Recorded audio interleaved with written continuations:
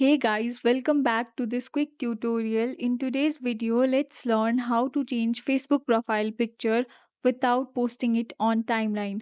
So without wasting our time, let's start the video. First of all, go to the Facebook application. Here tap on your profile. Go to the profile and here on profile picture tap on it and tap on the choose profile picture options.